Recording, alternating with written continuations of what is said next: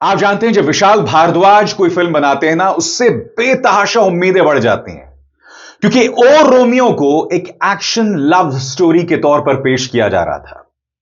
आपको यह उम्मीद थी कि यह वो शख्स है जिसने ओमकारा, मकबूल और हैदर जैसी फिल्में बनाई थी। ऐसी फिल्में जिसमें रिश्तों का जबरदस्त इंटेंस ताना बाना था। मैं एक बात स्पष्ट कर दूं दोस्तों, अगर आप बेसिर पैर की एक्शन फिल्म बना रहे हैं, इसका मतलब यह नहीं कि उसमें ड्रामा नहीं हो सकता, उसमें इंटेंसिटी नहीं हो सकती है। और यहीं पर ओ रोमियो बुरी तरह से फेल हो जाती है। वो कहावत है ना खुदा ही मिला, ना विसाले सनम, ना घर के रहे ना घाट के हम। हेलो, वेलकम, खुशामदीद, नमस्कार। आप देख रहे हैं एक ऐसा शो जिसका नाम है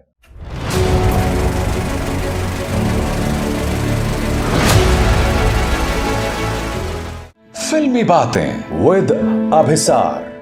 तो फिल्मी बातें विद अभिसार में आज हम रिव्यू करने जा रहे हैं शाहिद कपूर और तृप्ति डिमरी की फिल्म ओ रोमियो की। सरल शब्दों में कहा जाए, एक एक्शन लव स्टोरी।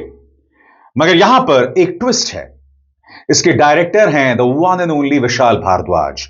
वो विशाल भारद्वाज जो बेहतरीन फिल्में तो बनाते ही हैं, मगर वो अपने फिल्मों के खुद म्यूजिक डायरेक्टर भी होते हैं। यानी म्यूजिक से लेकर डायरेक्शन दोनों पर उनकी महारत हासिल है। और खास तौर से अगर आपने उनकी मकबूल को देखा हो, ओमकारा को देखा हो और हैदर को देखा हो, तीनों शेक्सपियर की प्लेस पर आधारित हैं। तीनों में रिश्तों का एक बहुत शानदार ताना बाना रहा है, बहुत ही इंटेंस ताना बाना रहा है। अगर आपको ओमकारा याद है, जी अजय देवगन की ओमकारा, उसे देखकर आपको पता चलेगा कि ऑब्सेशन क्या होता है, जुनून क्या होता है। इस कदर कि एक इंसान अपनी प्रेमिका को मौत के घाट उतार देता है। अब यही शख्स लेकर आया है ओ रोमियो।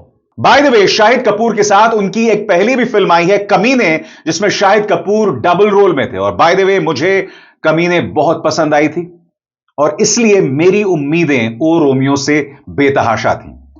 ओ रोमियो को लगातार एक एक्शन फिल्म के तौर पर पेश किया जा रहा था, यानी कि जिस तरह की फिल्में पठान, जवान, यानी कि उसी तरह की एक्शन फिल्म के तौर पर पेश किया जा रहा था। और फिल्म जब शुरू भी होती है ना, तो आप समझ जाते हैं कि वही अंदाजे बयां है। यानी कि फिल्म की शुरुआत होती है एक सिनेमा हॉल के अंदर एक्शन सीक्वेंस द्वारा, और स्क्रीन पर चल रहा होता है माधुरी दीक्षित का धक धक वाला गाना।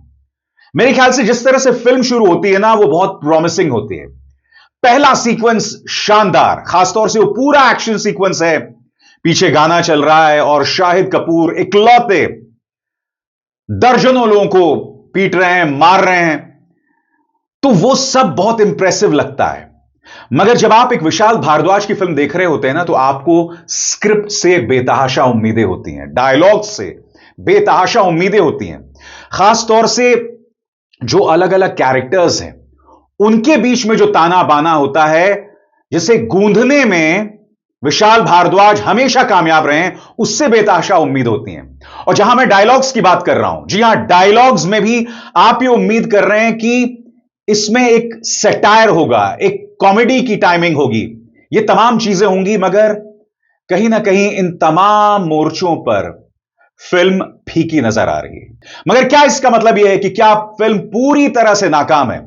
सबसे पहले मैं आपको बतलाना चाहता हूं इस फिल्म की खासियत क्या है।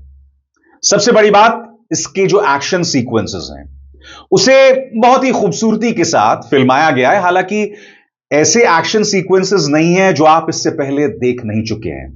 कहने का अर्थ साफ है, आप ओ रोमियो को इसके एक्शन सीक्वेंसेस के लिए देखने नहीं जाएंगे, आप उसे देखने जाएंगे क्योंकि इसका डायरेक्शन विशाल भारद्वाज ने किया है, क्योंकि इसमें शाहिद कपूर हैं। इन तमाम वजहों से। और जहां तक शाहिद कपूर की बात है, न सिर्फ शाहिद कपूर, इसके जो तमाम मेन एक्टर्स हैं, यानी कि शाहिद कपूर, नाना पाटेकर जो कि एक आईबी ऑफिसर का किरदार निभा रहे हैं, और तृप्ति डिमरी, और इसके अलावा जो मेन विलन है अविनाश तिवारी, इन सब ने शानदार परफॉर्मेंस किया है। जी हां, उनके परफॉर्मेंस में कोई कमी नहीं है। मगर जैसे मैंने कहा ना, जब स्क्रिप्ट इतनी कमजोर हो, जब डायलॉग्स इतने धीमे और इतने हल्के हों, बावजूद उसके अगर आप एक शानदार परफॉर्मेंस देते हैं तो इससे आपको पता चलेगा कि शाहिद कपूर हो, नाना पाटेकर हो या तृप्ति हो, ये कितने अव्वल एक्टर्स हैं। उनकी एक्टिंग में कोई कमी नहीं है। फिल्म को जिस तरह से फिल्माया गया है उसमें भी कोई कमी नहीं है। इनफैक्ट जिस तरह से फिल्माया गया है आपको कमीने की याद आती है। जी हां, विशाल भारद्वाज और शाहिद कपूर की एक और फिल्म। मगर जैसे मैंने कहा ना, फिल्म का नाम है ओ रोमियो, एक एक्शन लव स्टोरी। आप ये उम्मीद करते हैं कि जो मेन लीड्स हैं उनके बीच में जो कशिश है, उनके बीच में जो चल रहा है वो आपको अपील करेगा, मगर कभी भी उनका रिश्ता आपके दिल को नहीं छूता है। यानी कि आप कभी भी उनके साथ हमदर्दी नहीं जतलाते हैं। और देखिए, जब तक आप एक फिल्म के अंदर मेन कैरेक्टर्स के साथ हमदर्दी नहीं जतलाएंगे वो फिल्म कभी भी कामयाब नहीं होगी।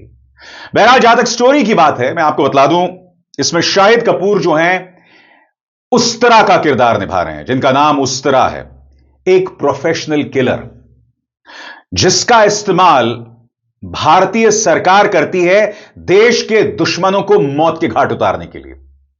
और तब उनके पास आती हैं तृप्ति डिमरी, जिनके पति को माफिया और उसके साथियों ने मौत के घाट उतार दिया था, क्योंकि उनके पति एक अकाउंटेंट के तौर पर काम कर रहे होते हैं। वो छोड़कर जाना चाहते हैं मगर माफिया उन्हें मौत के घाट उतार देता है, बेरहमी से मार देता है। तृप्ति पहुंचती हैं शाहिद कपूर के पास, यानी कि उस्तरा के किरदार के पास, और कहती हैं कि तुम एक प्रोफेशनल किलर हो, मैं तुम्हारे पास 4 लोगों की सुपारी लेकर आई हूं। पहले उस्तरा यानी शाहिद कपूर उसका मजाक उड़ाते हैं, मगर फिर तृप्ति कुछ ऐसा करती हैं जिससे शाहिद कपूर को उनके इस बदला का हिस्सा बन जाना पड़ता है। और जैसे जैसे वो उनकी बदले की कहानी का हिस्सा बनते हैं, उन्हें तृप्ति के कैरेक्टर से मोहब्बत होने लगती है। और फिर सामने आता है उनका रोमियो का किरदार। मोहब्बत होने लगती है, मगर वो जुनून, वो ऑब्सेशन कहीं पर भी आप महसूस नहीं करते हैं। मैंने कहा ना, ये वो विशाल भारद्वाज हैं जिन्होंने ओमकारा जैसी फिल्म बनाई थी, जिन्होंने हैदर जैसी फिल्म बनाई थी। और इन तमाम फिल्मों पर अगर आप निगाह डालें, जैसे आप ओमकारा की बात करते हैं, ओमकारा में अजय देवगन और करीना कपूर के बीच में जो रिश्ते थे, जो पेचीदगियां थी। हैदर की बात करें, हैदर में शाहिद कपूर और तब्बू जो उनकी मां थी, उनके रिश्तों की जो पेचीदगियां थी। मकबूल की बात करें तो इरफान खान और पंकज कपूर का जो किरदार था, या फिर तब्बू का किरदार था, उनकी अपनी जो पेचीदगियां हैं, जिन्हें इतनी खूबसूरती से बयां किया था विशाल भारद्वाज ने, मगर ये तमाम चीजें यहां मिसिंग हैं। मैं फिर कह दूं, लोग ओ रोमियो को उसकी एक्शन की वजह से देखने नहीं जाएंगे, क्योंकि देखिए, जहां तक एक्शन सीक्वेंसेस की बात है, लोगों को जो एक्सपोजर है ना, वो शानदार एक्शन को लेकर है। आज की तारीख में लोग सलमान खान की फिल्म भी नहीं देखेंगे अगर एक साधारण एक्शन फिल्म होगी। लिहाजा उम्मीदें बेतहाशा थी। मैं उम्मीद कर रहा था कि इसके डायलॉग्स मुझे गुदगुदाएंगे, उसकी कहानी में ट्विस्ट होंगे, शाहिद कपूर और तृप्ति के बीच में जो रिश्ता है वो आपको चैलेंज करेगा, मगर कहीं पर यह होता हुआ नहीं दिखाई देता। मैंने आपको बताया कि इस फिल्म की खासियत इसके एक्टर्स हैं, जिन्होंने सब ने शानदार एक्टिंग की है। मगर आप जब फिल्म देखते हैं ना, तो इंटरवल के बाद आपको लगता है अब यह फिल्म खत्म हो जाए, और बाद में यह फिल्म खिंचने लगती है, क्योंकि फिल्म मुंबई से स्पेन की तरफ बढ़ती है। अब स्पेन क्यों जाती है, इसके लिए आपको फिल्म देखना पड़ेगा। मैं यहां पर कोई स्पॉइलर अलर्ट नहीं दे रहा हूं, मगर जैसे मैंने कहा, फिल्म से बेतहाशा उम्मीदें थी, उस पर एक खरी नहीं उतरती। फिल्म की एक और कमजोरी है, वो इसका संगीत। देखिए, जब आप विशाल भारद्वाज की कोई फिल्म को देखते हैं ना, तो उसके संगीत में खास बात होती है, क्योंकि जो व्यक्ति इसका म्यूजिक दे रहा होता है वही उसको डायरेक्ट भी कर रहा होता है फिल्म को, विशाल भारद्वाज। क्योंकि देखिए, आपको एक बात समझना पड़ेगा, हिंदी फिल्मों में या भारतीय फिल्मों में संगीत एक अहम किरदार निभाता है। क्योंकि देखिए, अगर फिल्म का डायरेक्टर और म्यूजिक डायरेक्टर दोनों एक व्यक्ति हो, या फिर डायरेक्टर का म्यूजिक में दखल हो, तो फिल्म की म्यूजिक और कहानी में ऐसा सामंजस्य, ऐसा मेल होता है ना, जिसकी कोई बानगी नहीं है, जिसकी कोई मिसाल नहीं है। मगर जैसे मैंने कहा, इन तमाम मोर्चों पर यह कमजोर दिखाई देती है। मुझे लगता है कि विशाल भारद्वाज थोड़े कंफ्यूज्ड थे कि वो बनाना क्या चाहते हैं। क्या वो एक पूरी तरह से एक्शन फिल्म बनाना चाहते हैं? और जैसे मैंने कहा, जब आप विशाल भारद्वाज की फिल्म देखने आते हैं तो आपकी उम्मीदें बढ़ जाती हैं। क्या आप एक लव स्टोरी बनाना चाहते थे? क्योंकि उस मोर्चे पर भी यह लव स्टोरी आपके दिल को नहीं छूती है, ऊपर से निकल जाती है। बावजूद इसके कि तृप्ति और शाहिद कपूर दोनों इंडिविजुअली बहुत मुकम्मल एक्टिंग की है, मगर जब दोनों एज ए टीम साथ आते हैं तो मजा नहीं आता है। तो जैसे मैंने कहा ना दोस्तों, एक ऐसी फिल्म जो शानदार बन सकती थी, but it is a lost opportunity. और जिस तरह से फिल्म खत्म होती है उसमें सीक्वल की गुंजाइश बनी रहती है, मगर अगर लोग पहली फिल्म को ही नहीं देखेंगे तो सीक्वल कहां से बनेगा। मैं ये नहीं कहता हूं कि फिल्म फ्लॉप जाएगी, यह भविष्यवाणी मैं नहीं करता हूं। हो सकता है फिल्म मुझे ना पसंद आई हो सकता है आपको पसंद आई हो, है ना, या आपको पसंद आ जाए। क्योंकि देखिए, मेरा जो ये मंच है, ये फिल्मी बातें विद अवसार है, मैं फिल्मों का रिव्यू करता हूं अपनी सोच के हिसाब से, जो मुझे लगता है। मैं आपकी सोच के हिसाब से रिव्यू नहीं कर सकता हूं, क्योंकि आपके दिमाग में क्या चल रहा है या आपके दिमाग में जो है वो मेरे दिमाग में नहीं है। ठीक है, आपकी समझ मुझसे कहीं ज्यादा बड़ी हो सकती है और मैं आपकी तरह सोच भी नहीं सकता हूं। तो मैं ये फिल्म्स के रिव्यूज अपने हिसाब से करता हूं और फिल्मों के प्रति जो मेरा एक्सपोजर है उस हिसाब से करता हूं। तो जैसे मैंने कहा, फिल्म में बेतहाशा पॉसिबिलिटीज थी। सबसे बड़ी बात, यह 1995 में सेट है। जी हां, 1995 में, यानी कि एक किस्म की पीरियड फिल्म हो जाती है। अब पीरियड फिल्म 1995 को पीरियड नहीं कहना चाहिए, मगर आज से 30 साल पहले। अब इससे आप अंदाजा लगा सकते हैं कि फिल्म से बेतहाशा उम्मीदें बढ़ जाती हैं। फिल्म डायरेक्टर के पास एक और चीज हाथ में थी, क्योंकि देखिए, जब आप एक पीरियड फिल्म बनाते हैं ना, तो रिसर्च के लिहाज से, सोच के लिहाज से, कॉन्टेक्स्ट के लिहाज से आपके पास कई चीजें होती हैं। क्योंकि आप उस दौर की फिल्म बना रहे हैं जिसके इतिहास के बारे में आपको सब कुछ पता है। जब आप मौजूदा दौर की फिल्म बना रहे हैं, 2024-2025 की फिल्म बना रहे हैं, तो जब आप फिल्म बना रहे होते हैं तो आपको नहीं पता होता कि समाज में या देश में क्या होने वाला है। मगर जब आप 1995 की फिल्म बना रहे हैं तो आपको सब कुछ पता होता है। तो उन तमाम चीजों को भी सही तरीके से इस्तेमाल नहीं कर पाए, यूटिलाइज नहीं कर पाए विशाल भारद्वाज।